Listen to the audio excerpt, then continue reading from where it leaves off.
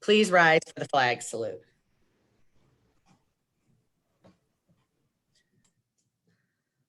I pledge allegiance to the flag of the United States of America and to the republic for which it stands, one nation, under God, indivisible, with liberty and justice for all.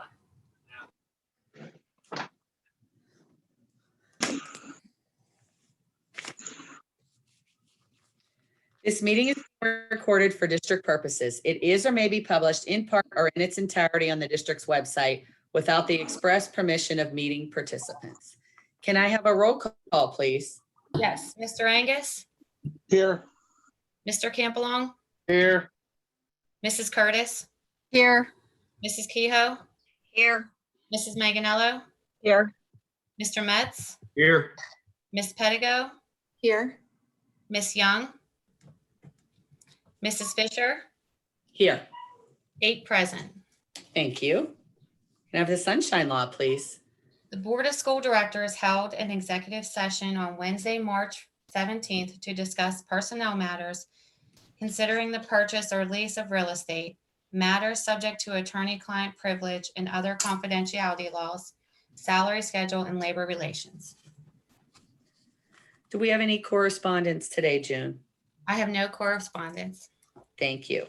A motion to accept or correct the minutes of the February 10th meet and discuss voting meeting, February 10th non-voting meeting, February 17th board meeting. So moved. Thank you. Can I have all in favor? Aye. Aye. Aye. Any opposed? Thank you. Motion to accept the treasurer's report dated February 2021. So moved. Thank you. All in favor? Aye. Aye.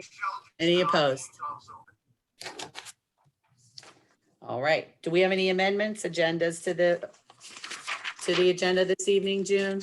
No amendments or addendums. All right. Moving forward to recognition and presentation. Mrs. Fisher, Yes, Dr. Pasquarella. I did think there might be one amendment that you had wanted to do. Relating to personnel, item 8. Yes, Ms. Turnbull.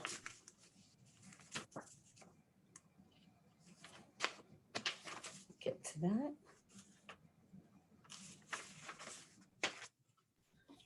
That area. I can assist if that is helpful. Thank you. Go ahead. I'm going through my paper. Go ahead, Ms. Turnbull. The board may wish to consider amendment of personnel item 8 to read, it is recommended to approve Sherman McBride for a 3-year agreement as the high school head football coach. The agreement will end 2021 to 2022 school year and end the 2020, I want to verify that's correct, 2023-2024 school year with a stipend of $9,000 per year based on the conditions as stated presently in item 8 under personnel.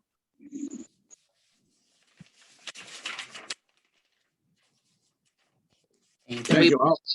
I'll move to make that amendment to the Thank agenda. you. Do I? Second. Second. Thank you, Ms. Pettigo. Roll call, please. Mr. Angus, Yes. Mr. Campbell, Yes. Mrs. Curtis, Yes. Mrs. Kehoe, Yes. Yes. Mr. Metz, Yes. Miss Pettigo, Yes. Mrs. Fisher, Yes. motion carries. Thank you. Moving forward to recognition and presentation. Point of information for math counts. On Friday and Saturday, February 5th and 6th, 14 students from the Ambridge Area Middle School participated in the Beaver County Math Counts competition held online through the Art of Problem Solving website. The Beaver County chapter is sponsored by the Pennsylvania Society of Professional Engineers. They are coached by teachers Glenn Freed and Ashley Simpson. The final results had Ambridge students holding 3 of the 5 spots to advance to the next level for the state competition round. Congratulations and best of luck to Aiden Orfito, Cody Roper, and Anthony Spiker. Are any of the kids in attendance tonight, June? Do we know? I believe so. If they want to turn on their camera. Please, kids, if you're here, please turn your cameras on.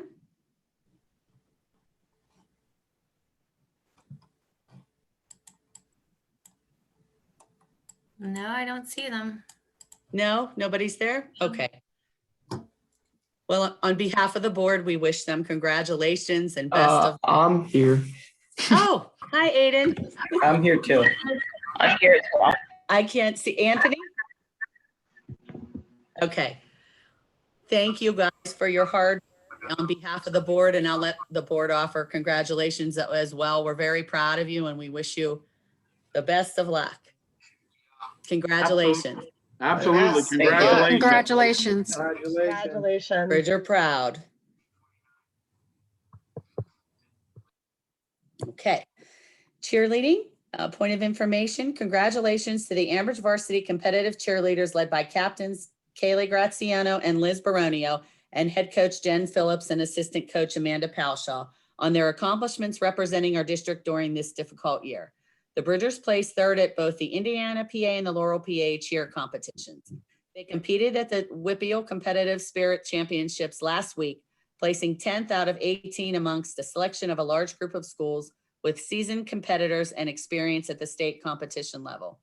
Please refer to the district's website and Ambridge Area School District Cheer Facebook page for upcoming varsity and middle school tryouts, along with further information on the program. Great job, Bridgers. Do we have any of the cheerleaders in attendance tonight? If we do, can you turn your cameras on? I don't know if we have anybody here.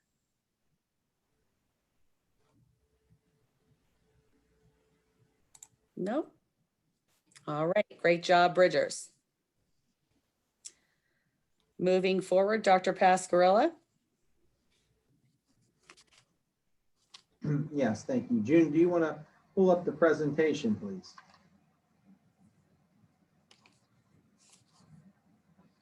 Okay, this is our committee the reopening committee that met on 3/16/21. Go ahead, June. This time when we met, the county has moved from substantial to moderate, as you can see, meaning that cases are per 100,000 are now riding at 70.8 per 100,000. And so that puts us in the moderate category. Okay, June, to the next one. Based upon the moderate category, if you're looking for PDE's recommendations, they would tell you that we should look at a blended learning model or a full remote learning model. And moderate, that's what PDE's recommendations are. Next slide, please. Just wanted to review this again for the public, board, and community. The facts are right now, as far as us signing the attestation form, myself and Mrs. Fisher as board president, which every district had to do, we still have to continue to follow these recommendations based upon the number of COVID cases in a 14-day rolling average period. For our elementary schools, which are under 500 students, you could see there that if we have 2 cases, we would need to close schools for a certain period of days, which looks to 3 to 5, and do thorough cleaning, etc. Okay, June, you want to go to the next slide? Our middle school and high school fall into what is known as the middle category. You can kind of see that 500 to 900 students. And what that does is say you'd have to go up to 4 to 6 cases in order to then close down for the 3 days and do the thorough cleaning. Next slide. So the reopening committee met. I'd like to thank everybody who was a part of that committee and shared their thoughts. Excuse me, I'm going to just try to move my screen here a little bit so I can see.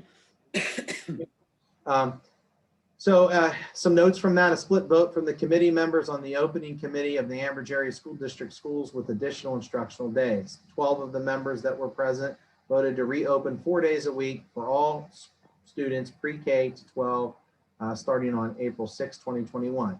12 voted to follow the CDC guidance of 6 feet of distance between students and staff, and continuing to make sure that we are able to do that. And 3 voted to reopen 4 days a week for elementary on March 22nd, 2021, and to reopen for all pre-K to 12 grade students 5 days a week on April 6th, 2021. The board would need, as we've said before, to vote and decide on what models each group of students would return to and on what date. Full reopening committee will meet again prior to the April voting meeting if it is in fact necessary to do so at that point. June, you want to go to the next slide, please? A couple things to consider that as you make the decision as a board, we would appreciate some feedback on, and the committee kind of talked about this. The idea that if students do come back, it would be difficult to do morning check-in, so would we be eliminating that? Will elementary special classes still take place in the room, or would they go to actually to the rooms where the special teachers such as art and physical education would do? If you have an opinion on that. Will serving lines in the cafeteria reopen? One of our concerns on that, as we kind of thought about that and talked a little bit about some of those things in conjunction into today, was the fact that right now we're bringing those lunches to the individual students. So we know that, you know, if more folks are there, it might be difficult to do that. We could try it, and if it runs late, we may have to consider the board may have to give some direction in, you know, trying to space folks out, but reopen, you know, the serving lines. Playground usage at the elementary level, that's pretty self-explanatory. Right now, we've been allowing students to exercise and get outside and do some different things, but keeping socially distanced and not using the playground. There will be more students riding buses. I think our current plan already indicates the fact that we want to keep one student per seat. If that's not possible, we want everybody from the same residence to be in the same seat. And if that's not possible, at least have some type of assigned seating so that people know who's sitting where consistently every day. In the classroom and cafeteria, our goal will always be to have 6 feet between students, but we realize depending on the number of students who would come back, this would not be possible at all times. So we just want to make sure our community and our parents who do decide if that's the board's direction to come back, understand we will do our best to do that in all settings. Our principals and staff have always worked diligently and will continue to do so to try to set up a plan to keep folks as far apart as possible. But it may present an opportunity where students will not be within the 6 feet. There's been some talk about, you know, would there be a need for some additional time, depending on when you say, to go ahead and implement this, to set up some classrooms, you know, reinstate some desks and cafeteria spacing, not only in our cafeteria, but probably out into some foyers and those types of things as well.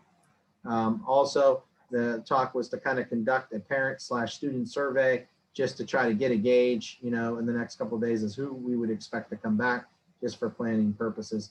Those were some of the major considerations for the board to consider as you move forward. So I would turn that back over to the board. If they have any questions for me, I would be happy to try to answer those for you. Otherwise, obviously, based upon these issues, we would need some guidance as next steps. Dr. Pascarella, before we jump to board input, can I ask Ms. Turnbull, Megan, if you could jump in here and just speak on the some of the guidelines, please, just for the audience. Sure. So there are, I mean, every day, and we've said this all year, and there's a certain fluidity to the rules and the guidelines. And I think even as recently as a week or two ago, the CDC was trying to give some additional feedback to schools about what is safe and how to open schools safely. So we still, as a larger parameter, try to aim for at least 6 feet of distance between people. The masking is absolutely universal and an absolute requirement to opening and operating any in-person instruction right now for schools where 6 feet cannot be maintained at all times. There's a hope that at least minimally 3 feet is maintained between all individuals where practicable. I mean, there are times in special ed in certain circumstances that that may be breached as a momentary matter. But then all of the cleaning protocols, all of the ventilation, all of the other things that we can possibly do. Those are things that the administration has been working hard throughout this period to do, and will continue to do it. But I think Dr. Pasquarella is correct that there's certain information that parents need to be provided, and I think the distancing is one that's critical to help them make make the family decisions that they need to decide whether they are going to come back in person at all or more, or whatever the case may be based on their circumstances. Okay, I'll open it up for board discussion. June, could you actually pull back up that last page with the questions for the board actually moving forward, whatever our decision is? So if we move forward to increasing the days, speaking to the board, is the morning check-in still something that we as a board would like to see in place? Yes or no? Does anybody have any comments in regards to that? Questions? My only comment again was the committee kind of felt that at this given point, if you do bring more students in, it would probably be best that, we don't do that. That was the recommendation of a majority, I won't say all, but a majority of the committee. And Megan, just for clarification, that is not something that is, all school districts are not doing that. We chose to provide that, correct? That's correct. So there's no legal requirement for temperature taking of either students or staff. There are, and I would say so long as there is a working thermometer with the school nurse who can help assess those who don't feel well during the course of the day. And it is a common practice through a lot of our clients right now that the families are asked just to check in with their students and make sure that they are in fact in good health before sending them, ideally taking a temperature. Okay. Will an elementary special class, well, first of all, let's start, do I have any board members that want to open up any questions for Dr. Pasquarella at this point? Mrs. Fisher, can we just have a confirmation on the Easter break dates? And aren't there some snow days in there too? Yes. Dr. Pasquarella, do you want to address that? I believe it, and I don't have a calendar. The Tuesday before to the Monday after. If somebody, So is that the 20? Let me see here. I think it's the 30th. It's the 30th. Yeah. Is it the 30th? It's the 30th until the 5th, Monday, the 5th. Monday, the 5th. Okay. We would return on the 6th. Correct. to school. And to answer your question, there was snow makeup days, but because we were able to do those days virtual, we didn't really have snow makeup days this year. Right. Board members, any other comments? Questions? Hey, Kat, the only thing I want to say is to keep everybody safe and stuff. I think that morning check-in, I think should still happen in certain spots to make sure everybody throughout the district's safe. So if we do have kids that come in with a cold or a fever or something like that, then it's protecting everybody. I know it's not standard practice everywhere, but I get that, Bill. And it's kept Mr. us Matson. it's kept us where we are right now, continuing to stay in a healthy scenario. So that suggestion had come from some of the committee members, staff members, that they were concerned if there would be enough time to move the children through that in a timely manner to consider doing that. One option, and I'm throwing this out there, Megan, Ms. Turnbull could correct me if I am wrong, would be to include in our correspondence for temperatures to be taken at home before coming to school. Megan, would that be something that we that would be something we could include in our correspondence, correct? Yes, I mean, you absolutely could. And then the backup, I mean, is if a student is not screened at home or forgets that they could be sent down to the school nurse who would just check it quick or whatever it is, kind of like as the beginning of the school day, they're cleared and then returned to the classroom. I mean, there's probably a series of different protocols that we could assist the district with if you wanted to make an adjustment to this particular function right now. Okay. And Bill, I think they showed in there in the committee, the people that spoke of it, that people still, that the fever isn't a complete sign of COVID anymore. And More than one, they had mentioned that. So that's why I did want to reiterate that I think if you go that route, I personally, if you go the route and the board decides that you're going to have more kids in, I think for that reason and other reasons, I don't see how it would be quite feasible. I do like the idea, if that's what you're going to do, to still ask the parents to do that.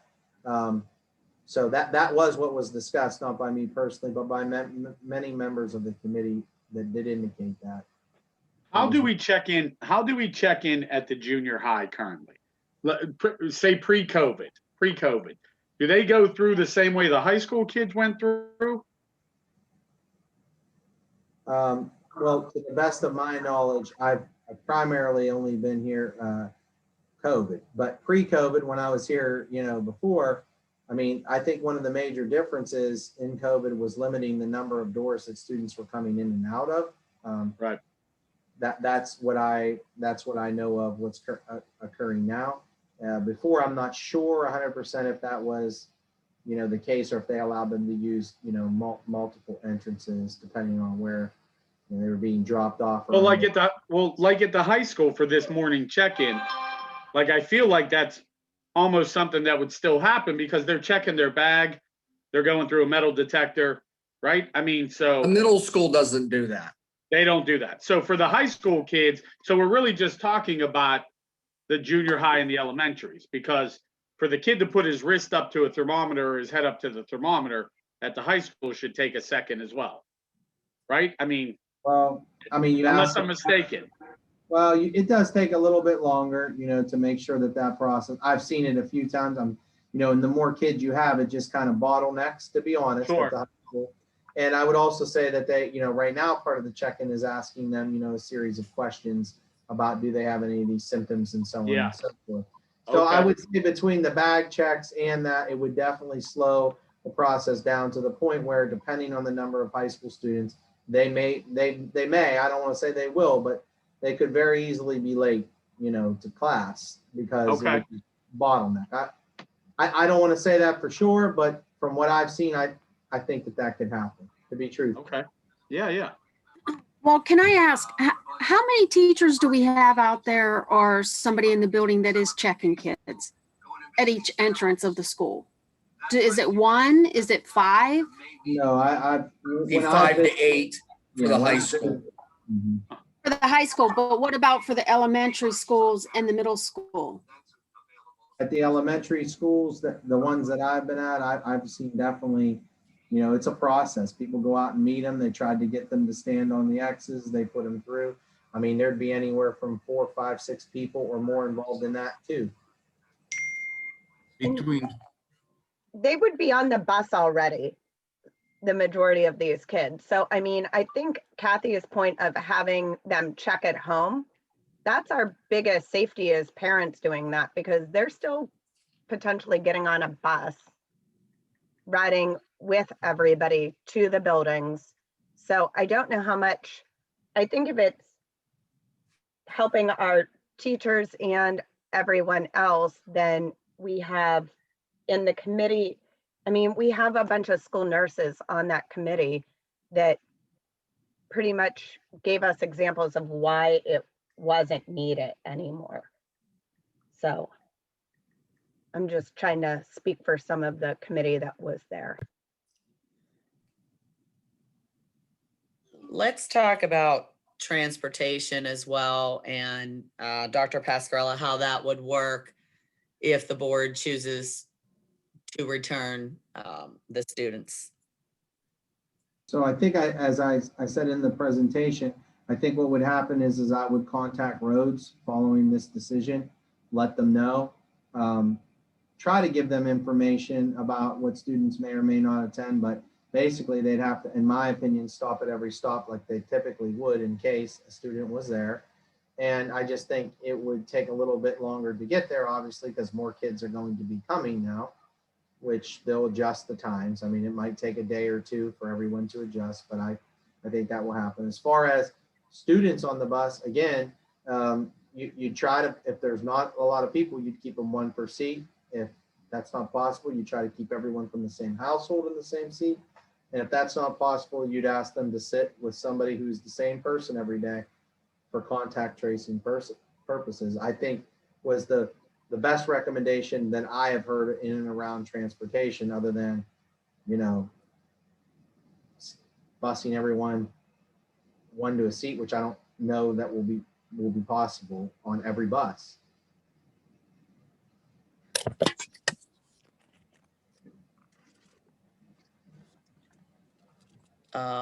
Okay. Excuse me. Elementary special classes, if we choose to move the route of returning kids, will that still take place in the room, or will they go to their specials? So two schools of thought on that, right?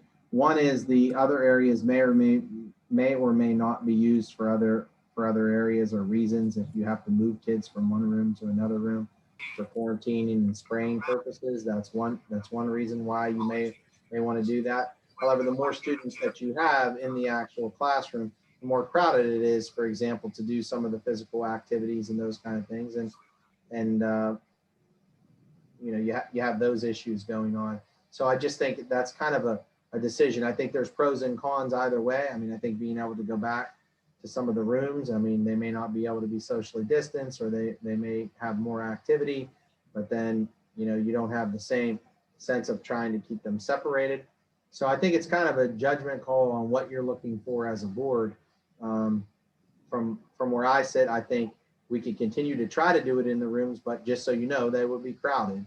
I mean, in some of the rooms, depending on who comes back, to be able to do that physical activity. When I've gone and watched, you know, for example, in phys ed, they spread out, you know, to the best of their ability and do some, you know, movement to be able to do that. So we'd have to just be cautious. Again, like it says a few bullet points below, it may not always be possible, but we'll try our best to keep them as far apart as we can.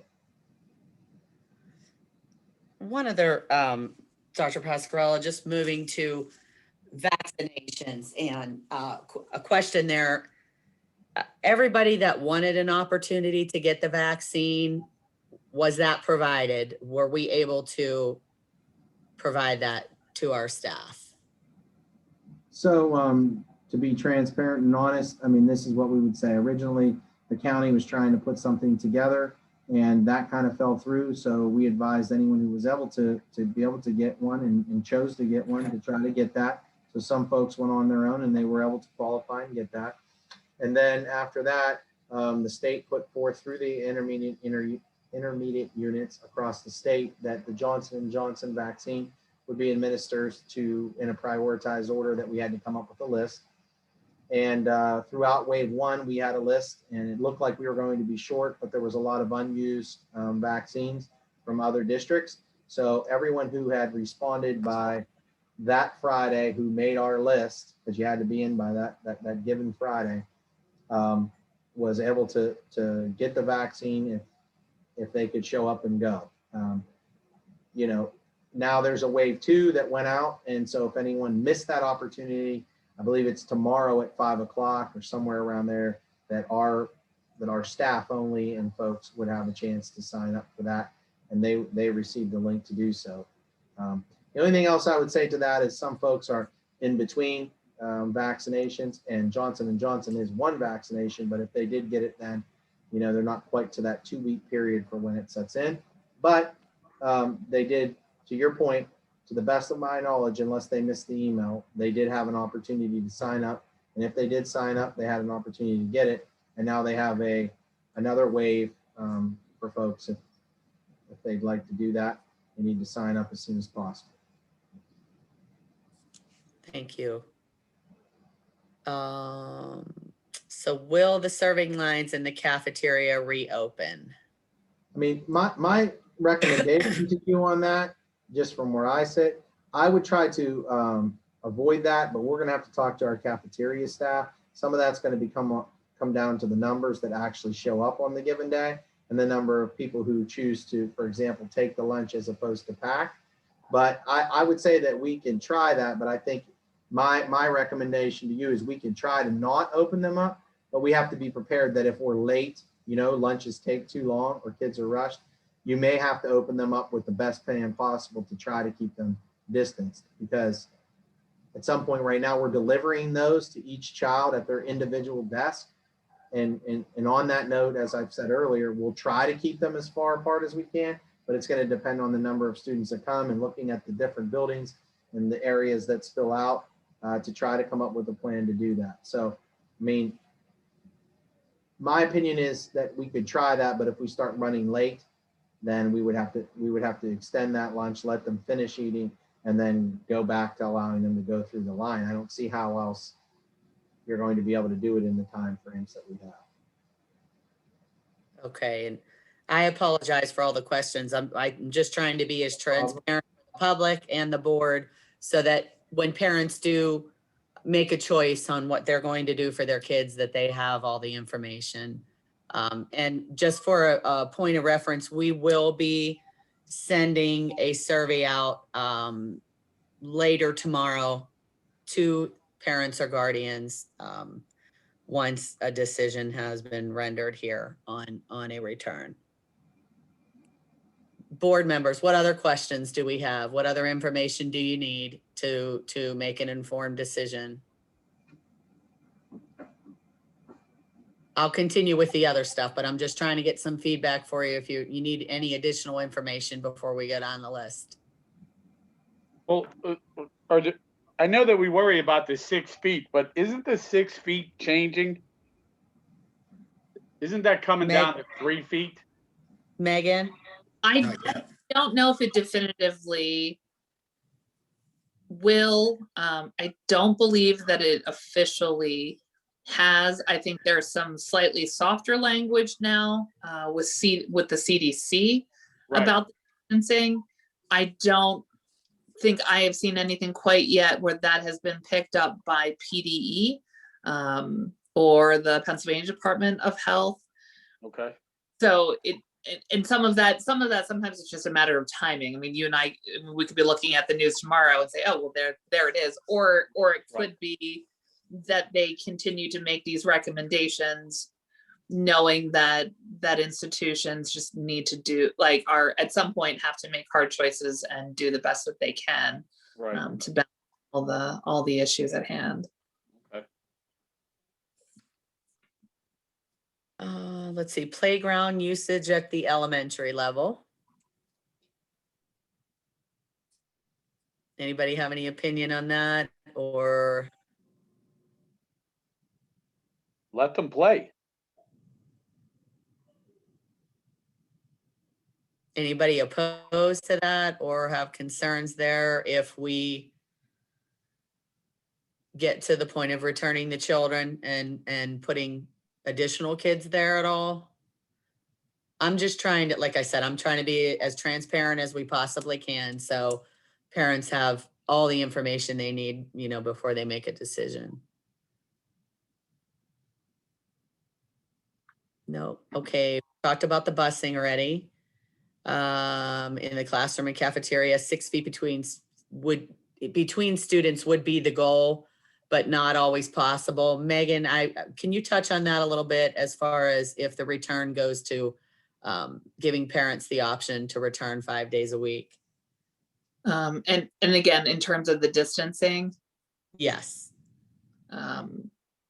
Again, I think so long as we provide clear information and set expectations as close to what we're anticipating in the classroom. I mean, school this year is really not nearly as flexible in terms of classroom movement or hallway movement or and any of those interactions as they have in the past. So, I think I mean, we have some ideas about how close some of how many desks you can get into a classroom and at what distances. I think ultimately, like one classroom versus another, the physical plant it's going to be driven by how many students want to come back, and how many students are in the classroom. That's going to depend. I mean, that's going to drive probably a large part of the distance.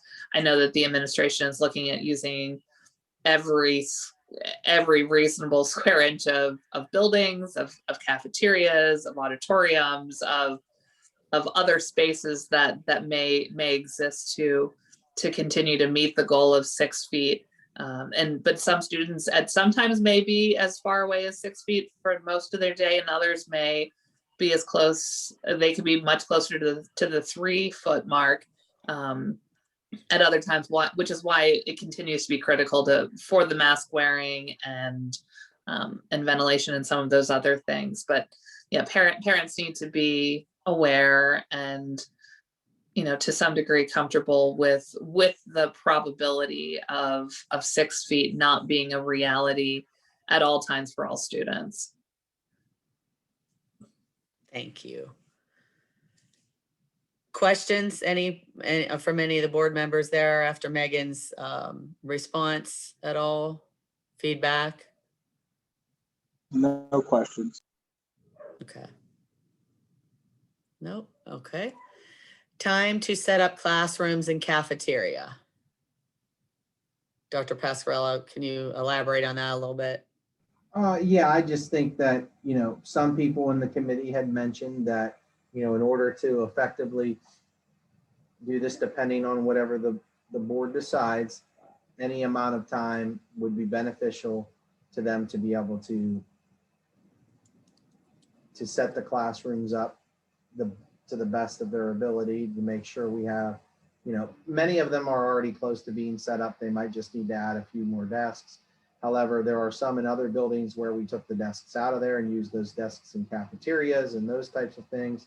And, you might have to then take those desks out to put back into the classroom, then try to use tables with, distance markers on them to the best of our ability, like the bus, like the classroom, like the cafeteria, just trying to put the most distance we can between folks. So there's some movement in physical furniture and those types of things as well. So I think that's what was mentioned from folks, from some stakeholders that would be responsible. Not that they would never get it done, but if any help would be appreciated, or any time to do that. Thank you. And I also had some conversation with staff as well today in regards to that.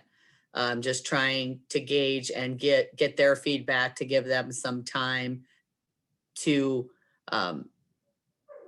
get the desks back that we needed, move things around, set the classrooms up, how best we can set them up with trying to keep the kids' distance. So that is also, as a board, something that we need to consider, giving some time to our staff to make that work if that's the route we choose to go. I already mentioned the parent-student survey to see who will come back into the building and who remain virtual. Let's Kathy. talk. Yes. Kath, on that Go survey, ahead, if you don't mind me. Sure. So if a parent, on that survey, is the parent at that point in time going to have, if we move forward with opening or however we do it, so they're going to have the option to stay virtual or come to school, or is that their opportunity to decide then? Is that the way that would go? So we need to decide that as a board, whatever route we are going to choose, would that be what we would include? And we need to, I need more feedback than just the two of us on that. I need some more feedback from our other board members on thoughts there, how that will work, and what choice do you think will be best? Or are we offering both 5 days a week with the option to remain virtual if that's your choice, if you're not comfortable with returning your kids to the classroom. Yes, I think that the parents should have a choice. Thank Yeah, I you. don't think we have a choice but to offer that. Thank I you, agree. Mr. They should have the choice, whatever they feels best for their family and themselves. Thank I you, agree, Mrs. but Curtis. once they make that choice has to stay in place? Is that what everyone's thinking, or? We have to talk about that as well.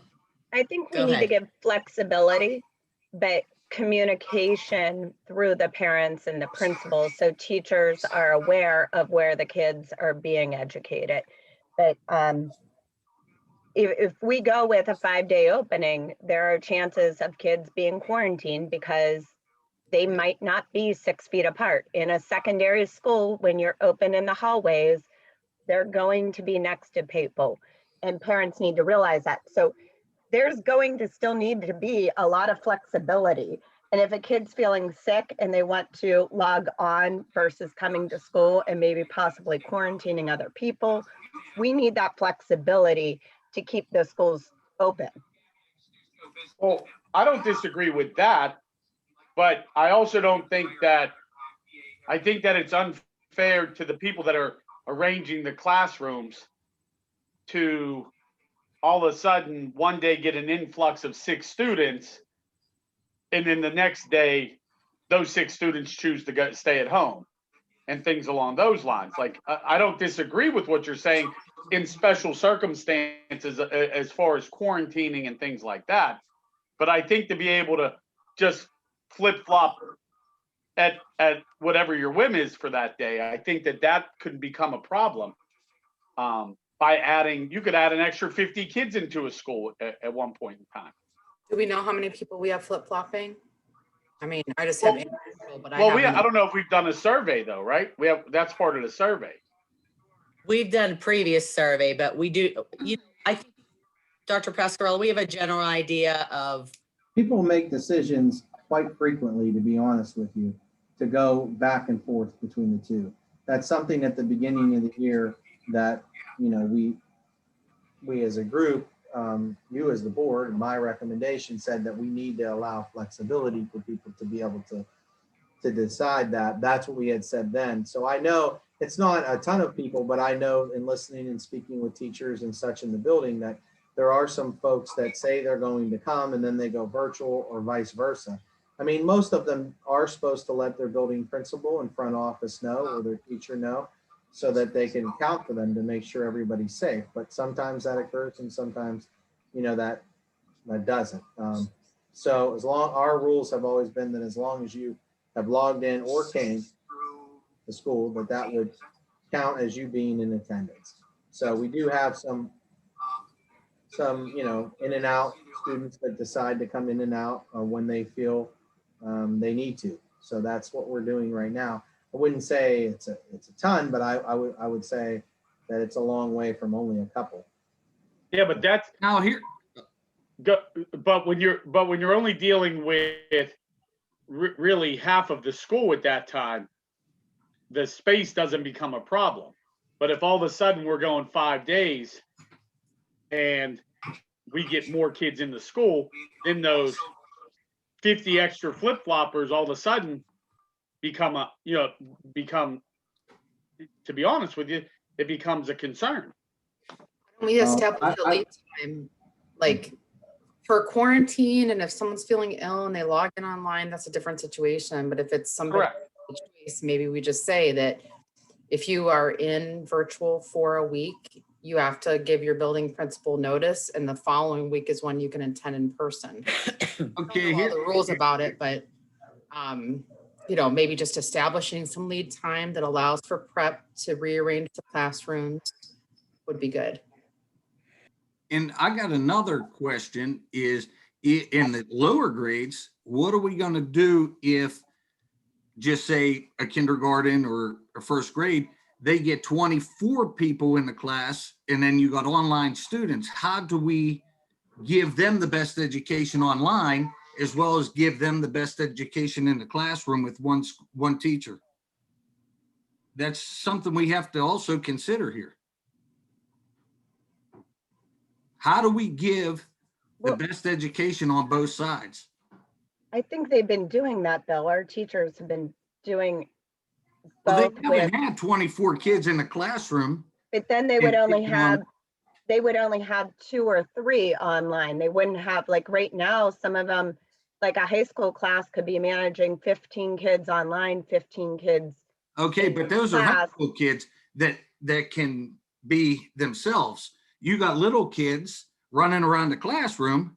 You're trying to control them while you also trying to teach online.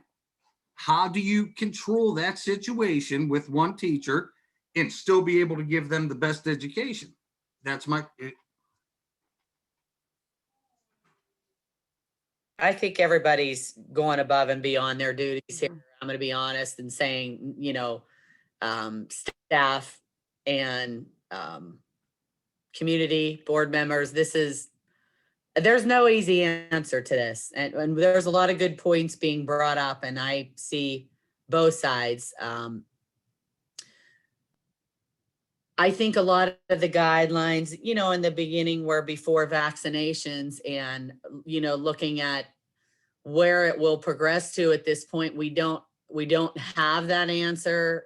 Would it be nice if our state gave us those guidelines? It would, but unfortunately, right now it doesn't look like that's going to be the case. So we as a board are tasked with those decisions. Is it going to be perfect? I don't think any of the options are, but I think our people have done a good job in presenting it, and doing their best to take care of kids on both sides. Does anybody else have any other feedback in regards to that as far as opinion and looking at if we are moving towards a decision? Does anybody else have any other thoughts? Anything that you maybe think we should also include in the survey for the parents? That also is up in the air as well. Go ahead, Ms. Pedigo. I'm sorry, Kathy. So this is not for the survey for parents, but what I would say to, these are unprecedented times. And I think that, if there's a staff member that's struggling with that, we have to kind of just figure it out, right? If there's a staff member struggling, I mean, that's important to raise that.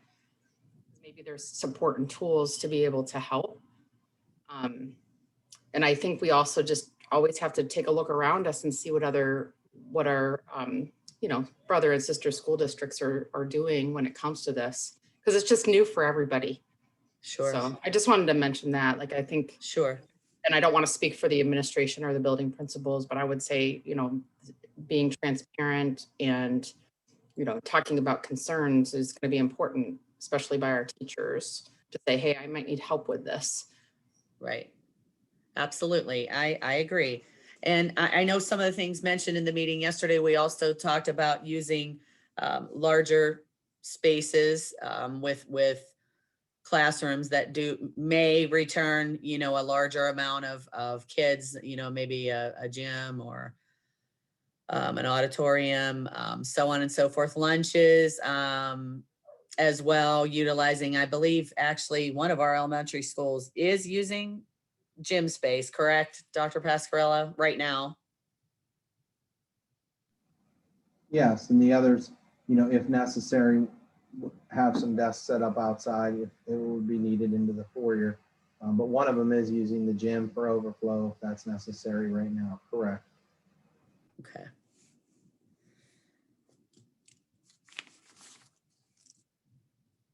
Any other thoughts in regards to the survey and anything that board member wise you would think needs to be included other than what we've discussed as far as what choices we will offer, number one, and is there anything else you think needs to be included on there? What is the difference between our district and every other district that is going 5 days a week? Kathy, I would think that one of the things that we might need to just put on that survey is for parents to understand that we cannot maintain the 6 feet. Right. distancing at all times and make sure that they clearly understand that at any point when we go 5 days a week, if we go that direction, that quarantines could happen. As Dr. Pascarella pointed out with PDE, he has guidelines he has to follow. So at any point, we would potentially have to shut down for 3 days or whatever the number is, depending on how many students or staff may have COVID if we go this direction. So I think we just need a statement in there clarifying Right, and that to everybody. And we have talked about that. I've had conversation with Solicitor Turnbull as well in regards to that. And that's all I'm saying is I just want, and I'm not insinuating we're not going that direction, but we need to be as transparent as possible that if we do go that route, that we need to be sure that we are as transparent as we possibly can be in letting people know that, you know, we won't, you know, there are times that we may not be 6 feet apart. What else, board members? What other questions?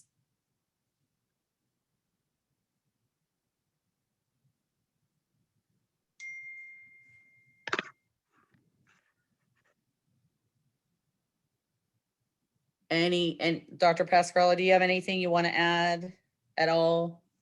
The only thing I would say is that, you know, I've kind of shared my thoughts and my concerns throughout the time, but, you know, whatever the board ends up deciding, we will be working diligently to try to do the best that we possibly can.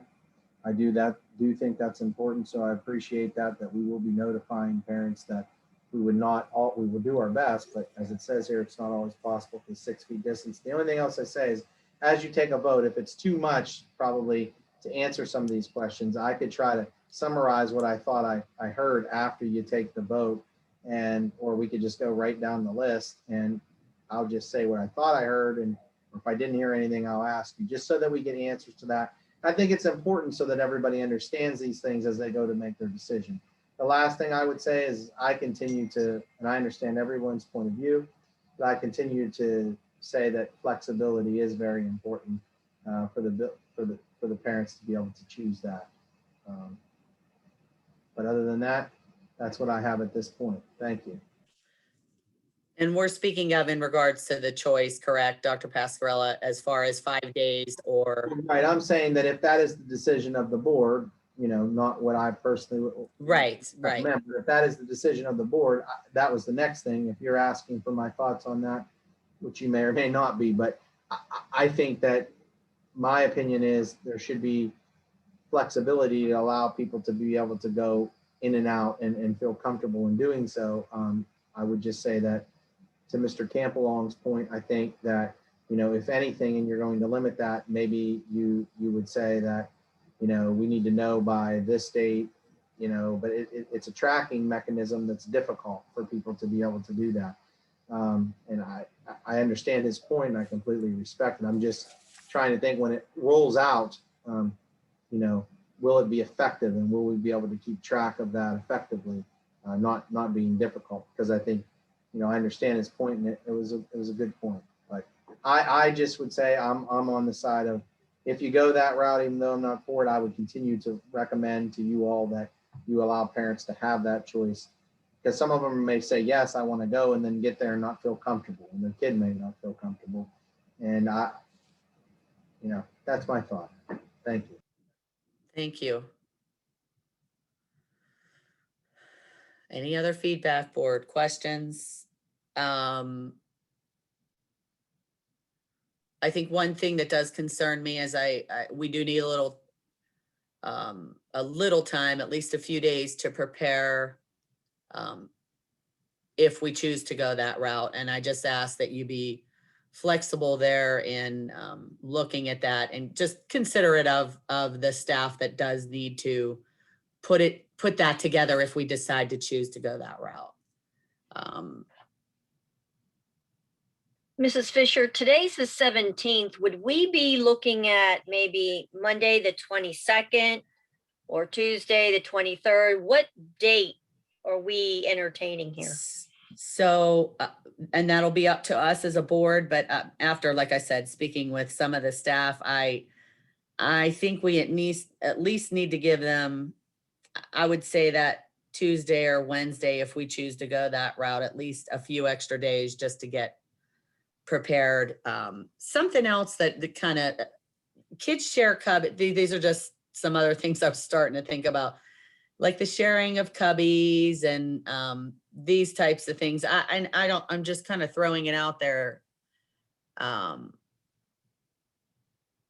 Classroom wise, we only have so many in there, correct? So that would maybe be something else to think about as far as kids putting their, their items together.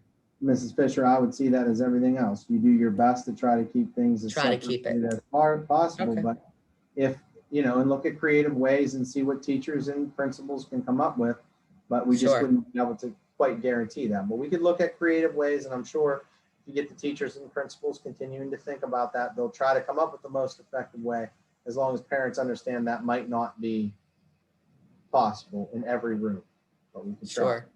Ms. Fisher, question, Yes. are we entertaining the idea of possibly April 6th coming back fresh from Easter break and then going? It's all on the table, Bill. All of it's on, in front of us here. We need to decide that as a board. I think it might be good to give everybody the opportunity to get everything in place for this to happen if we're gonna go back 5 days a week. I say And I would we actually- say the 23rd or 24th I kind of agree. and with go you. from there. The other thing. Mr. is Angus, I didn't hear about your- the backlog of, I agree with Bill that we should look at the 6th. Basically, if we turn around and try to move it to the middle of next week, we're going to have these kids back for 3 or 4 days before they go back on spring break. But does that give the kid the option there to really feel comfortable in school before making a total, a total commitment? Yeah, 'Cause that's. I another agree good- with the flexibility and I'm fine with that, but somewhere along the lines, I think that we need to let the kids, get a feel for what's going on. I before think if we go say, okay, here we earlier, go. even with the 24th or 23rd, whatever that is, the 24th, and let the kids and families decide, do they want to transition before Easter or after Easter? Because some of the They're little kids, encouraging it you. might Do be you a have better anything that's transition of scheduled just that's saying, due this okay, you're year? going 3 extra days compared to after Easter, you're back, go for it. So I personally think that the 24th, giving the maintenance and the staff time to get the rooms set up, as they are thinking that that would give them enough time. And then we still give that flexibility to the parents. And I think that's what we put in the motion. We need to put in the motion that we give that flexibility to parents they don't live live outside of 40 streaming and miles. not They just don't want to drive to the to come hospital. back. They want to go to their local person, and that's. Hold on a sec. Somebody's not muted. I don't know who, but could you please mute so we can? Bring awareness to the veterans to please use the VA. Thank you. Okay, so our task before us is what our decision will be. Do any other board members have any more feedback before we continue? Does anybody else have anything else they'd like to say? Mrs. Fisher, my comment is I totally agree with the flexibility, but I also think the return should be a little bit more baby steps. I'd rather see us go back on the 23rd or the 24th for the couple days. Let's get the kids back in, to kind of ease back into it. And I think too, it would give a lot of the kids and the parents the options to see, how it's going to go. Maybe, they think they want to send them back, but then maybe after they're in there for a couple of days, then maybe they may choose not to. And I think it just kind of eases the kids in a little bit better than all of a sudden, bam, you're back in 5 days. Plus, I think it gives our staff the opportunity in our administration to, as much as I hate to use the word, but work out any bugs that we may see, and you know what I mean, make any corrections to Right, a something that we transition need to make. period. Yeah, Right. I agree. because once you come back on that Tuesday, right? I mean, it's go time. So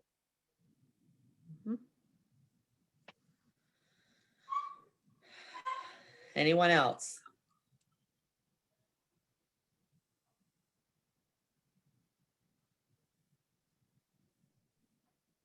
all right, so who wants to make a motion? Go ahead, Mr. Campbell.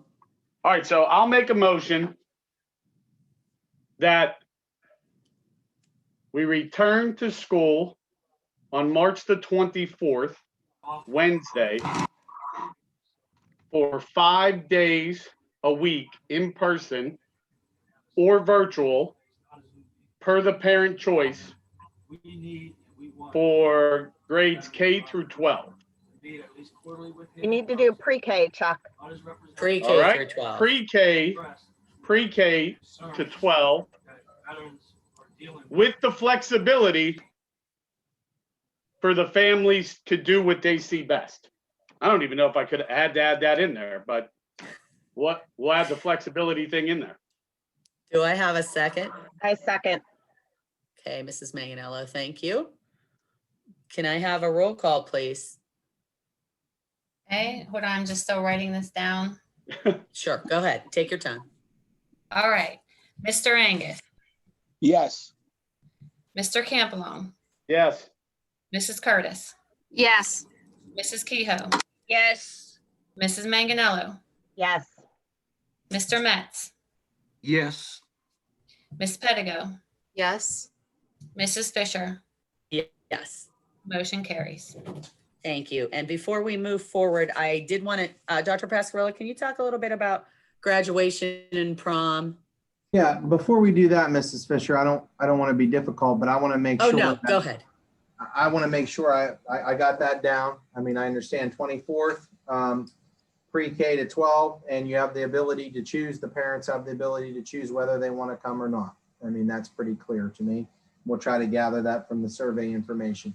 The other thing I think that were some of those questions, I just kind of wanted to go over those. I mean, you don't necessarily, unless Mrs. Turnbull says we have to vote. I'll try to go over, if you could pull that back up, June, those Sure. questions that were up. And I'll go over what I think I hear, but I mean, some of them we didn't talk as much about. So I'm going to tell you what I thought I heard, or maybe it was only from some people. And what I would appreciate is if there's not 5 votes or somebody has a concern either way, that you stop me there. And then if we have to make a motion, we will. Does that make sense? That's appropriate. Yes. Okay. So in morning check-in from the committee and such, it was said that we would not do morning check-in any longer. However, we would ask the parents maybe in the blast to try to do that, which is on our website already, that we ask parents to do that.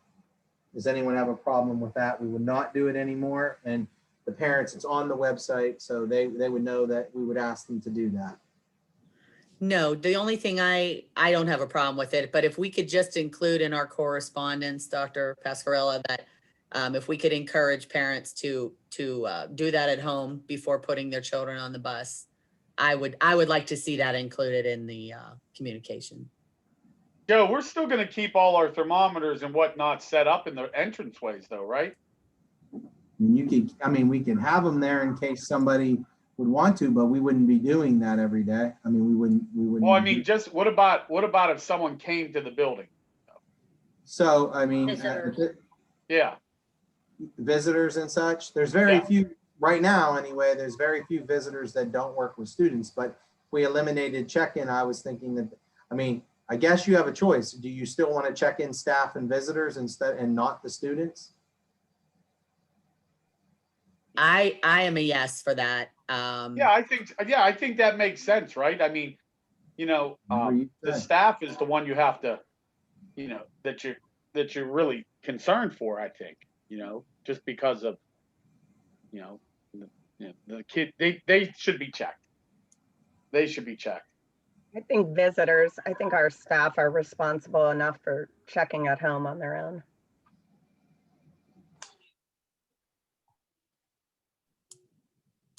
Anybody else with any other feedback? I would agree just on the visitors. I think our staff has been through enough Right. of this. We know how to handle it. I Okay. agree on the visitors Yeah. as well. Yeah, the visitors definitely need to be checked. Okay. Okay, so visitors only would be checked, and we don't have a whole lot of visitors, but yes, if you're coming in and you're somebody that's going to need to meet with our children or come in for whether that's an athletic event or anything like that, then you would go through the check. I understand. Elementary special classrooms take place in the room. I mean, I talked about options both ways that you will hear feedback from. So is it something that for now you wanted them to just remain in their room and then they will, if that becomes an issue and it's too tight of space, we'd revisit that at another meeting? I mean, is that where we're at right now? That's fine with me. That's good with me. And I think it'll depend on too, if we get some feedback, maybe from staff as well, how that's working, depending on the amount of kids at some point. Okay. Dr. Pascarella, that maybe would be a good. Yeah, I'm just gonna put stay, unless I hear differently, I'm gonna put stay in room and we can Yeah. review with issues. Yep. The serving lines, what I said there is, I do think it depends on the number of folks that end up coming in, right? But I would just say that, you know, we could try to continue, even though the seating will be different in our cafeterias, and we're gonna try to space them out as much as we can. We can continue to try to deliver those, but if it's slowing the line down too much, I mean, I guess what I'd have to say to you is if there's enough kids, we have to get them the lunch and get them fed. So we would use, you know, the cafeteria would use professional judgment to try to space them out, but then there would be, you know, a serving line if necessary. With us going back to this, are we going to have IEP meetings in person again, or kindergarten and preschool and fifth grade promotions or graduations? Well, you know, Mr. Metz, it's a very good question. I mean, that's kind of, you know, something that the board would have to decide too. You know, I didn't add everything that's everything on the list. You know, right now we have talked about sports and athletics. You know, I know Mrs. Fisher's going to ask me to talk about the large graduation and how we're going to do that. There's capacity limits that are changing. So that's going to be something that we're going to probably have to consider. You could do that now if you would like. For the plan. Joe or Dr. Joe, I think that's something probably we should, it's just my opinion, take baby steps here and see how things go and progress. In my opinion, I think that's something we need to revisit at some point. We are, you know, we were trying to keep as many visitors out of the building as possible to try to keep staff and students as safe as we possibly can. So my suggestion would be, I think that's something we need to revisit, you know, in the future and talk about that as well. I would agree Go with ahead. that. Thank you, Mr. Angus. I would agree also, and I think I would like to hear what the reopening committee, since it's a lot of our teachers, feel Yes. about that also for all those Yes. extras. But Sure. I agree with And the that- baby steps. We can make a note of that to discuss it at our next meeting as well. I will write that down. Indoor facilities such as an auditorium though, right now, starting April 4th is open to 25% capacity. So I feel, just listening to what Mr. Metz said and everyone else, and I'm just throwing my opinion out there, that we should be able to do some after school stuff at that 25% capacity, because the student body and the majority of the staff won't be there. So, and I mean, if we check every visitor at the door and things like that, you know, I think that opens us up to being able to do it. So that's just my opinion, and I know we could talk about it later, but I just, you know what I mean? I just feel like, you know, we're opening up to some new things here. So, you know, keep that in mind, that 25% capacity is pretty good. Megan, do you have any feedback? I know you and I have had some conversation on taking things in steps and progressing at that level with visitors in the building. Do you have any value you can add to that conversation? I mean, I think anytime you add more people who are not in cohorts, and that's, I mean, that's going to tend to be visitors, then we increase the risk of, I mean, it's just, some of this is just ends up being a numbers game, right? So, and with bringing more kids back, you know, I think I would caution or advise, I mean, it's not purely legal advice, but to take some of these more ancillary steps, kind of one at a time. And I mean, those that are critical and core to education and our children, like that's one thing. And I think I heard a lot of good discussion this evening from the board and from the administration about those types of issues. There are, and what probably could be boiled down to an infinite number of sub issues. And, you know, I think with broader parameters given to the administration, they can implement as they see fit those things, unless there are very specific items that the board wants to give direction on. And if this is one of them, then it's appropriate to keep going. But I think everyone's already getting the sense of the rabbit hole that, you know, management of some of the day-to-day issues, where that takes us. So, you know, incremental has been a strategy that has, you know, arguably worked to keep at least keep your buildings open as maximally as they could within each of our timeframes. So that's success if we can keep going in that direction. Okay, thank you. Anybody else? So I was just finalizing, there's only a couple more here, finalizing the fact that serving lines, we'll try to deliver them. And then if not, we'd have to reopen the serving lines. Try to do the best we can to make sure kids get lunch. Playground at the elementary, I mean, I'm not going to give my recommendation really on that, other than to say, I mean, I think the way that we were doing it and getting kids outside was fine. I mean, but that being said, what I heard, at least from, I think it might have been Mr. Campbell, that might have been the only one I had in my notes, said, you know, let them use the playground. So that's what's out there right now. So is everyone okay with them using the playground? Yes, please. Anybody opposed to it? Okay. Okay, thank you. More students riding buses. We kind of already have the plan together on that. So that's just kind of where that's going to be. I don't see how you're going to, I mean, I'll take opinions, but I think what I said is I'll call Mr. Rhodes. He usually attends the meeting, so he's probably hearing this, or somebody from his group, which is that, you know, when this starts, we're going to try to keep them 1 per seat. If that's not possible, you try to keep them 2 per seat from the same household. If that's not possible, you create some type of assigned seats so the same kids are sitting next to each other, you know, every day in case there's contact tracing. Any comments on that?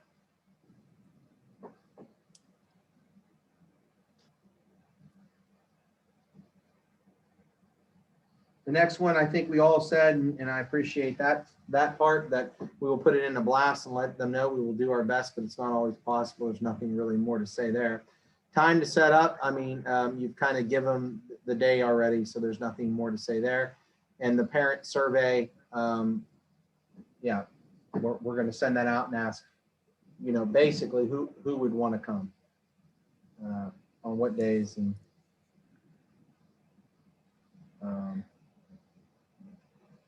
I guess the last thing is, and I'm assuming this is the case, but the last thing that I kind of didn't bring up is sometimes you have like upper elementaries or other folks like that switch classes for math or for reading. I'm assuming that at this given point, if we're keeping the specials in the same room, are we going to keep those folks in the same room? Hey, Is that a possibility? I'm sorry, somebody was speaking. I didn't hear who it was. I apologize. Ms. Fisher, real quick, go back. Yes. I don't mean to interrupt you, Joe. Going back to letting them play on the playground, how are we going to sanitize that as we use this? As different people use this? How are we going to make sure we're being safe if we're going? I don't mind them using it, but I just want to make sure we're safe doing it. My only response, if that's the direction of the board, we will do our best to try to to try to sanitize that. But obviously, every time, just to be fair and transparent, I mean, if one student slides down the slide, I mean, and another student's going to slide down the slide, we wouldn't be able to clean it every single time somebody Yeah, slides. no, I I'm understand. not being difficult. Yeah. I'm just saying that I don't think that would be possible. I'm just asking questions because I'm trying to Fair get at the question. curveball a little bit. Yeah, fair questions. I'm just going to be transparent with all of you and say, I don't know how you would clean that every time a student went down. And I don't think that's the expectation. The idea would be like most of our areas, you know, when a group is done, I guess we would do our best to try to sanitize that along with everything else. You know, but I mean, we couldn't guarantee that every single time somebody used it, we would be able to sanitize it. You know, at the end of a recess period or something, we could do that, but not every time somebody uses it. Does that make sense? I'm sorry if I'm being unclear. It does, yes. No, that makes Do sense. you- Dr. Pascarella, what if the kids sanitized their hands before they went out to the playground and then when they came back in? So at least they're all sanitized going I mean, out I and think yeah, I mean, to your Came point, back that in. would be a good reminder, but I would just say that I think many, you know, a lot of our staff really works with them both at lunch and during the day in their classrooms and alike to make sure that they use hand sanitizer or soap and water to keep their hands clean. But it wouldn't hurt to, you know, to have a reminder that as you utilize that, you continue to wash your hands, and that surely doesn't hurt. So I think the last one I was asking is, being that in the elementary schools, we were kind of keeping people in their own rooms to the best of our abilities, unless, you know, there are some incidences where that somebody might change, but not many.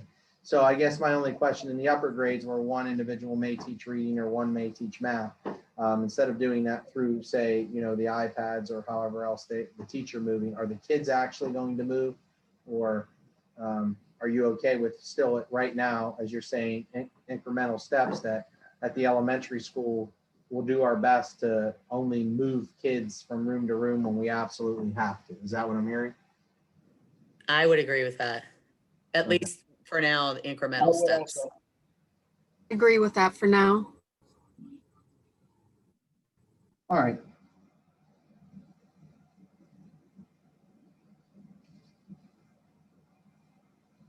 I thank you for answering those questions. I just kind of wanted to make sure that, you know, I thought these were some of them. There's probably a lot, as Ms. Turnbull and some of you have said, that we'll have to continue to revisit, but these were some pressing ones that I think that, you know, I wanted to make sure everyone heard and that we had a response so that we at least have the building blocks of what you're asking us to do down. So thank you for that. Sure. Dr. Pascarella, can you touch on prom and graduation before we move forward? Yes, we've been meeting quite frequently, and you know, we've talked it over, and I know the board also feels this way, that we want to look to try to offer both of those in the most traditional ways that we possibly can. I know Mrs. Zupsik and the sponsors, as well as the entire staff at the high school, have been coming up with plans for graduation. We see that there's a possibility, as was mentioned by many board members, that the outside and inside capacities can grow. So our intent right now, and Mrs. Zupsik is working on a plan and will communicate that as far as graduation goes, is to try to actually have one ceremony would be the goal, and a parade after that on the day. More information to come, and the number of tickets, we're hoping to see where the outdoor capacity sits, and based upon that, assign tickets up to the hopeful number of the 6 that students usually used to get. It may have to be a little less than that. It could be up to the 6 that people typically get.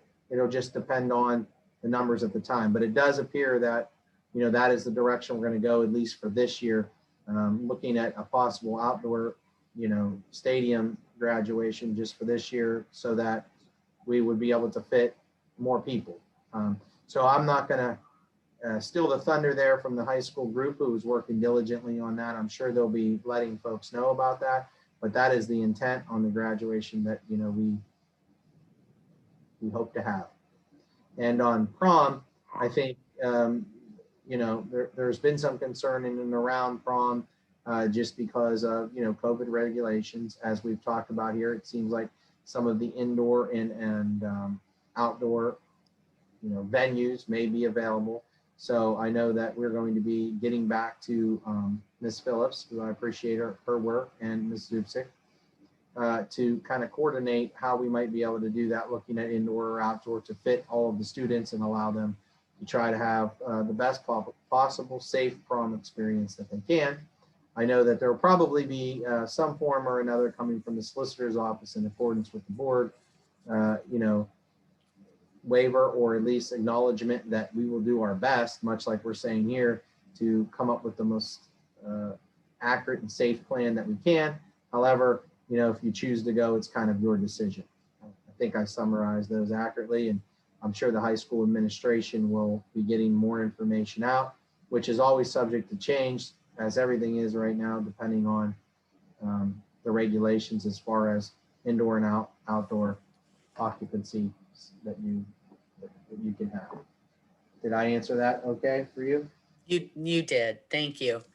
And before we move forward, I'd just like to encourage, I know staff may have some questions, or parents may as well, with the decision that was rendered tonight. I would just like to encourage them to reach out to their building principals with concerns. They know their buildings best. If there are any questions there, if they could just try to reach out to their building principals for answers. Thank you, everybody, for your patience. That was a long banter. We'll move forward with public comment regarding agenda items only. In light of the state declared disaster emergency, the board has adopted modified public meeting public comment processes consistent with the Sunshine Law. These modified rules have been published in a newspaper of general circulation and on the district's website. Public comment will only be taken in written formats via email in advance of the meeting. Public comments received in advance will be circulated to the board. All public comments regarding agenda items will be read during the meeting. All other comments will be summarized during the meeting. All comments must include the resident property owner's name and address. June? I have 2 comments regarding agenda item. Nicole Pusey. She says, I do not understand why the children were not able to perform the musical live with a limited audience and have it live streamed as well. I believe all the athletics have been handled this way. Why not the arts? I feel that all the arts, including band, jazz, ensemble, and choirs, steel drums, have suffered the most during this shutdown, not being allowed to perform together at all. I just feel that the district doesn't value the arts or the students who are interested in them. You need a blend of academics and extracurricular activities to make a well-rounded student. And I feel as though the music and arts program have been put on the back burner, especially during this pandemic. I was grateful that the kids got to do a musical performance this year. I'm just not understanding why we as parents were not able to view a live show as well as have it live streamed for family and friends to see. If it's good enough for the athletics, it's good enough for the arts. I know these are trying times and difficult decisions to make, but I urge you to consider letting the students perform a musical that at least the parents should be able to view live. There are 12 seniors in the musical cast this year, and it will be nice to be able to see them one last time perform on stage. The next comment is from Jennifer Stetson, Fan Baden, PA. Please explain why the school musical cannot be performed for an audience following the state guidelines, but sports can have spectators following the state guidelines. Please do not answer that this is what it was decided on in October, how the school musical would be performed, because much has changed regarding COVID regulations since October. The school musical currently does not have a teacher sponsor, and the budget was dramatically cut this year. Is there a board member or committee that can commit to working with the school to make sure that the musical is a priority going forward? These students come alive on stage and deserve the same level of care that is given to sports. Can the board please appoint someone to oversee the musical, an important extracurricular activity going forward?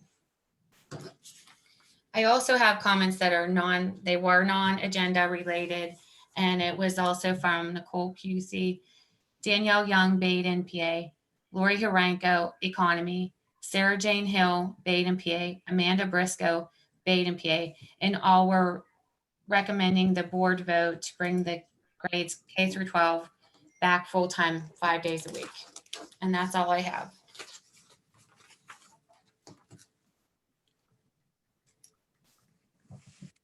Dr. Pascarella, just a little bit in regards to the musical. So the building principal is normally very involved in that process, correct?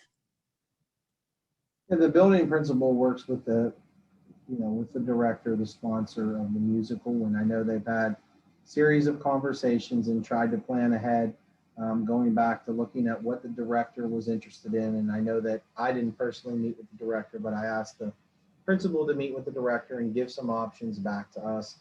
That's what was provided to us, and that's, I recommended to the board, and the board approved, adhering to, what the request was for this year. So that's what we've done for that. Thank you. Before we, June, did you? Cap, I have a question. Yeah. So, yes. So is there a reason why we're not giving 2 tickets to every kid that's in the performance? Oh, so that their parents can come? You were absent last week, so we did grant 1 live stream per each participant in the musical to get 1 live stream for their families. What do you mean 1 live stream? Are you talking about watching it on the computer? Yes. So, but what I'm asking is, why aren't we doing 2 tickets for each kid?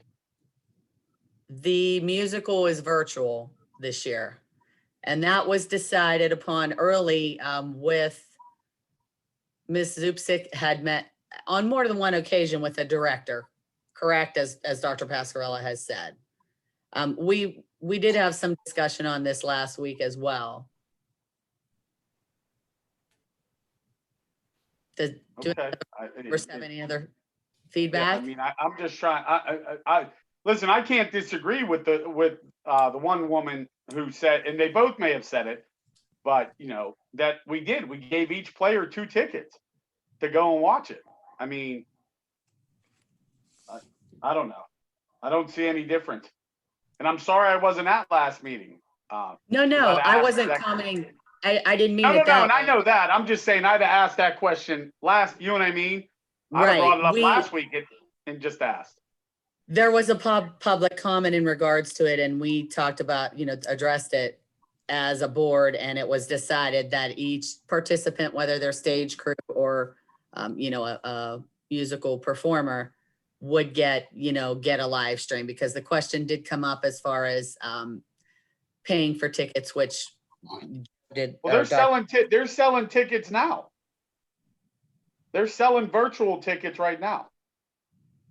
Not for, well, their family gets 1 virtual live stream, each performer. That's what we voted, we decided. I know, but what I'm saying is they're selling tickets, right? For other, whoever else wants to watch the virtual performance. Correct? Am I wrong, Dr. Pascarella? No, you're right. But what Okay. I'm saying is, so their parents their family's really not getting anything. They're getting their family's no different. live stream ticket. Yeah, their family's The not getting ticket was- anything different than what you and I get. No, I think the tickets I pay are, $5 for mine. I think the tickets are are they $10? They're getting a live stream, 1 live stream ticket per, right? Somebody jump in here. I'm Yeah, not. they're getting 1 live stream ticket. I think his point is saying that, are they doing it live? My understanding, the difference is, and correct me, we could get Janice, Mrs. Zupsik on if I'm wrong, but that they were going to tape this show, edit the show, and then show it on different days, and it would be, Is played. Janice here? Is she present? I'm not sure if she is present. I don't know that. I didn't ask her. Lori, are you able to see if Ms. Zupsik is on here? Kathy, I believe it was brought up to us that from the director that they picked this because of licensing. So we had to decide back in October, based on Yes. performing arts, are you Correct. going to have a live show? And that's how you pay for the musical. So you either pay for the virtual show or you pay for the live show. Now, the pandemic has changed and we all agree that this is difficult. But the director at that point requested to be a virtual show, and that is what we agreed upon in October.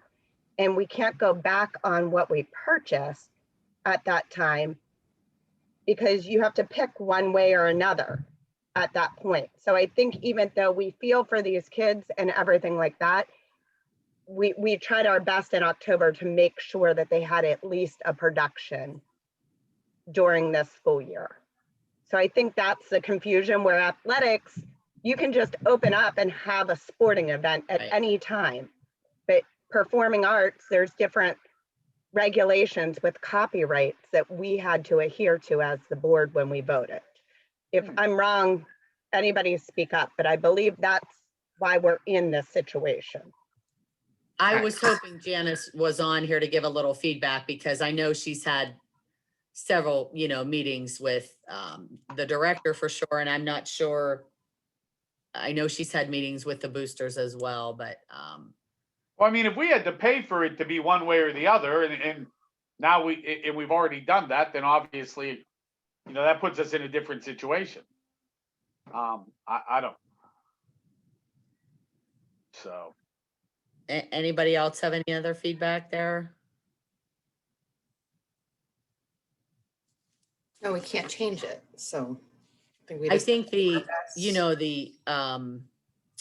we have agreed, obviously, just from conversation last week that we will meet and talk about a budget and the board will pursue that.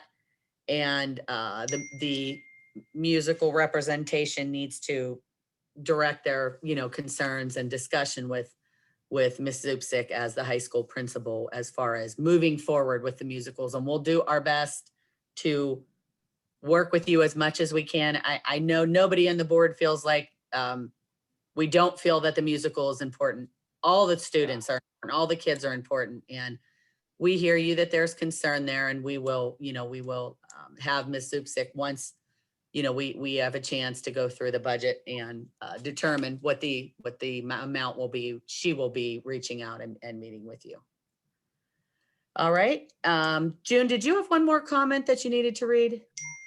Yes, I do. And it's actually a non-agenda item in the comments from Vicky Freed, Economy, is asking the board to lift the no field trip ruling as it pertains to school groups that have activities relating to their organization off of school property. Students need this interaction with their peers. And that was the last comment. Thank you. And Dr. Mrs. Fisher, Ms. Zubzik's actually joining the meeting.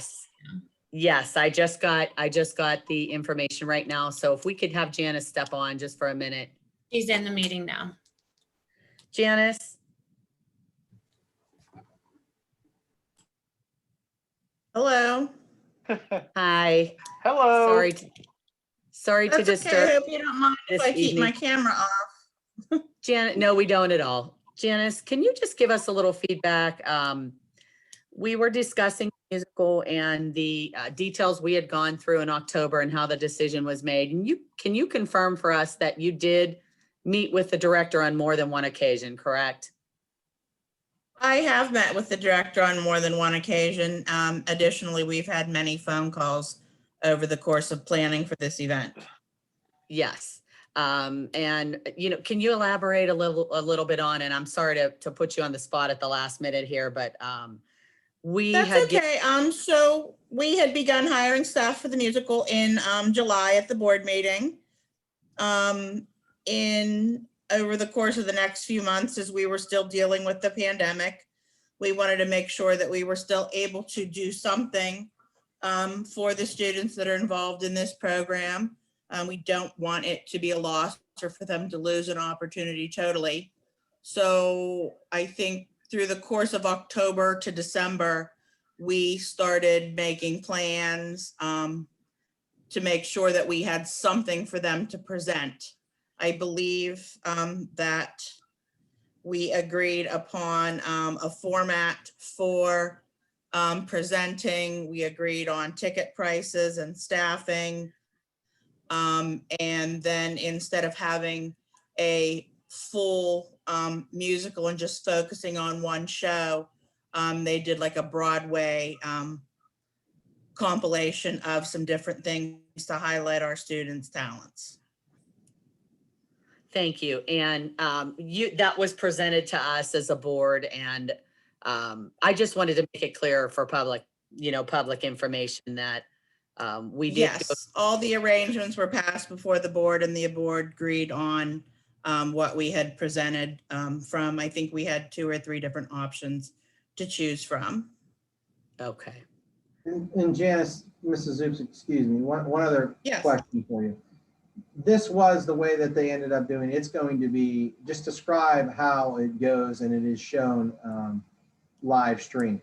This is not, they're not presenting multiple nights. They're going to edit one and then show it on different nights. Is that accurate?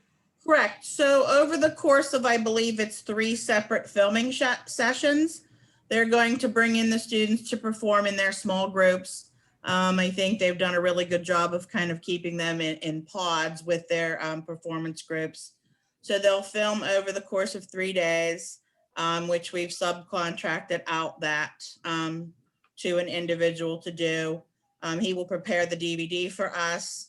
We're working with a company called On the Stage, and they will handle the streaming of that. When you purchase your ticket, you'll get your link to view the show virtually. Okay. Any other questions from the board members before we move forward? Dr. Pascarella, is that all? You have anything else to add to that?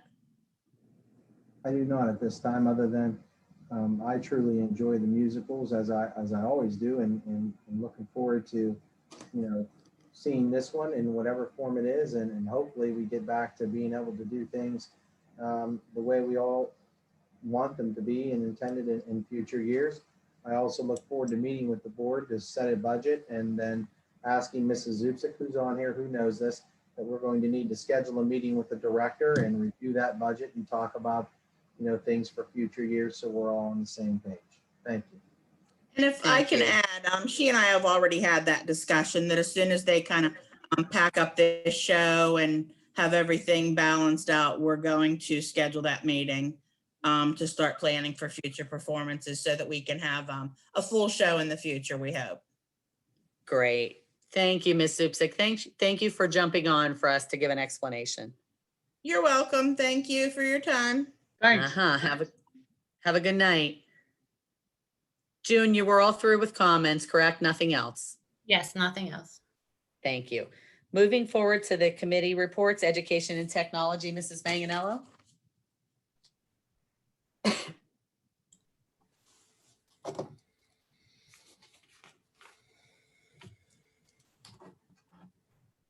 Mrs. Manganello? And I'm still muted, sorry. That's okay. That I hit unmute. I move for the adoptions of 1 through 2 on education and technology. Thank you. Do I have a second? Second. Thank you, Mr. Metz. Can I have a roll call, please?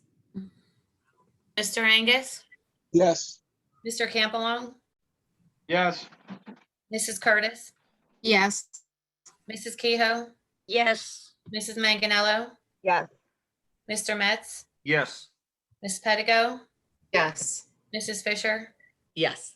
motion carries. Thank you. Finance and Budget, Ms. Pedigo? Yes, thank you, Mrs. President. Tonight I move for the adoption of items number 1 through 7 under finance and budget, please. Thank you. Do I have a second? I'll second. Thank you, Mrs. Curtis. Can I have a roll call, please? Mr. Angus, Yes. Mr. Campbell, Yes. Mrs. Curtis, Yes. Mrs. Kehoe, Yes. Mrs. Manganello, Yes. Mr. Metz, Yes. Ms. Pedigo, Yes. Mrs. Fisher, Yes. motion carries. Thank you. Building and Grounds, Mr. Angus? There are no items for voting this evening. Thank you. Athletics, Mr. Campbell? Nothing to report at this time. Thank you. Public Relations, Mr. Metz? Nothing to report at this time. Thank you. Point of information, Hall of Honor. Hall of Honor nominations are now being accepted. The district will accept applications until April 30th, 2021. Selected recipients will be recognized at the graduation ceremony on June 11th, 2021. Application forms may be obtained on the district's website, and those will be available before the end of the week. Steering and rules, Mrs. Kehoe? Yes, I'd like to move for the adoption of items 1 through 9 as presented. Do I have a second? Second, Thank you, Mr. Angus. Roll call, please. Mr. Angus, Yes. Mr. Campbell, yes, Mrs. Curtis, Yes. Mrs. Kehoe, Yes. Mrs. Manganello, Yes. Mr. Metz, Yes. Ms. Pedigo, Yes. Mrs. Fisher, Yes. motion carries. Legislative, Ms. Young was unavailable this evening, and we have nothing to report. Salary schedule and labor relations, Mrs. Curtis? I have nothing to report this evening. Thank you. Personnel, Mr. Angus? Yes, I would move for the adoption of items 1 through 8 as amended. Thank you. Do I have a second? Second. Thank you, Mr. Metz. Roll call, please. Mr. Angus, Yes. Mr. Campbell, I have a question. Don't we have to make an amendment to number 8? We did. We did on that earlier motion, Chuck, when. Okay, well, that, I didn't know if we had to do it here so that people saw. No, yeah, thanks for asking, though. Okay. And by the way, it's a yes. okay. Mrs. Curtis, Yes. Mrs. Kehoe, Yes. Mrs. Manganello, Yes. Mr. Metz, Yes. Ms. Pedigo, Yes. Mrs. Fisher, Yes, motion carries. thank you. Solicitors report, Ms. Turnbull? I have no action items for the board this evening. Thank you. Thank you. Superintendent's report, Dr. Pascarella?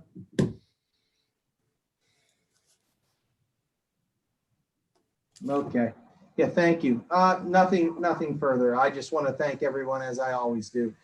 In particular, when you think about it, it's been over a year that, we've all been dealing with this situation, and it's been a difficult one for everybody. So from the parents to the students, to the board, to our staff at all levels, I can't thank you enough for all your efforts and all your work. And we're all just trying to do our very best.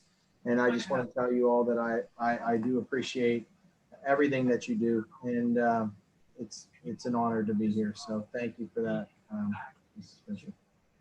Thank you, Dr. Pascarella. And I would like to, before we close, thank everyone for their patience this evening. I know it was a long meeting with a lot of questions and inquiries. We're doing our best to move forward, and we'll continue to do so and report and get that survey out. And we'll continue to update. Mrs. Fisher, you. I'm sorry. Yes. I'm sorry. Yes. One more thing too. I did want to congratulate, our new head football coach, Coach McBride, and welcome him to Ambridge. Obviously, if we were doing this in a traditional setting, we would welcome him and do some introductions and those things. But we're excited to have him. We're excited to welcome him to become a Bridger, and we're looking forward to his success. So I know he was going to try, if he could have a little bit of time. I know he coaches some other things to be on here tonight. I'm not sure if he still is or if he wasn't able to just due to prior commitments, but just want to welcome him and thank him and let him know we're looking forward to having him here. Thank you. Sherman, are you on here? Or Lori, can you see if he is on here?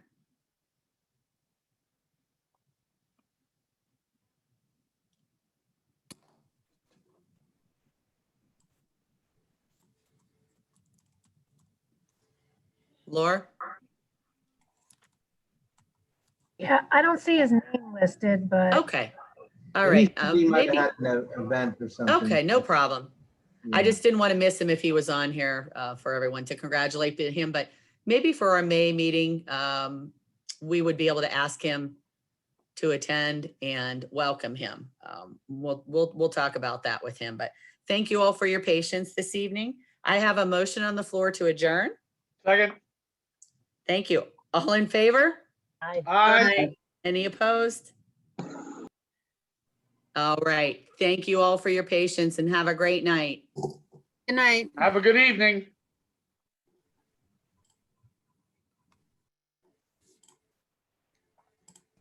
Good night.